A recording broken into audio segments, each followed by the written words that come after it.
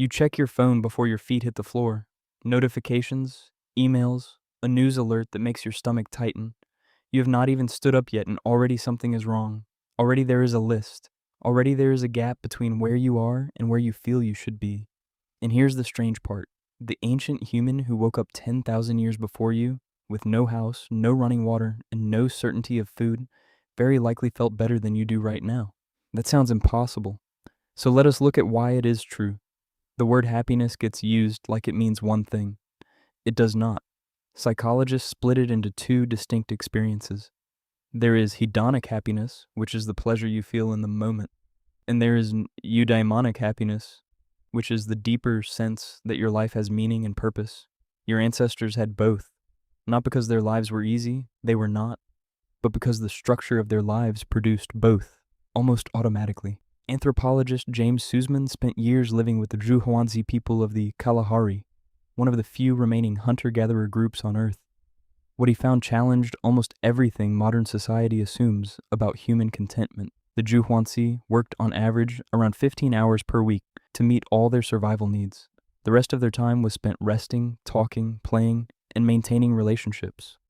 Seligman described them as the original affluent society, not wealthy in the way you are taught to chase wealth, but wealthy in time, wealthy in presence. Your brain was built in that world. It was not built for yours. Consider what neuroscience has uncovered about the default mode network, the part of your brain that activates when you are not focused on a task. In hunter-gatherer life, that network hummed quietly. Downtime meant actual downtime, sitting near a fire, listening to wind, watching children play. Today, the moment your brain reaches for rest, it finds a screen. And screens do not give your default mode network rest. They hijack it. They feed it comparison, competition, and a curated highlight reel of lives that are not yours. The result is a brain that never fully recovers. A brain in a low-grade state of exhaustion and dissatisfaction, even when nothing is technically wrong. Psychologist Martin Seligman, the founder of positive psychology, found that what humans need to flourish maps almost perfectly onto what ancient life provided. He identified 5 elements: positive emotion, engagement, relationships, meaning, and accomplishment. Your ancestors had all 5, embedded directly into the fabric of their daily existence. You have to build each one deliberately, against the grain of a world that profits from your distraction.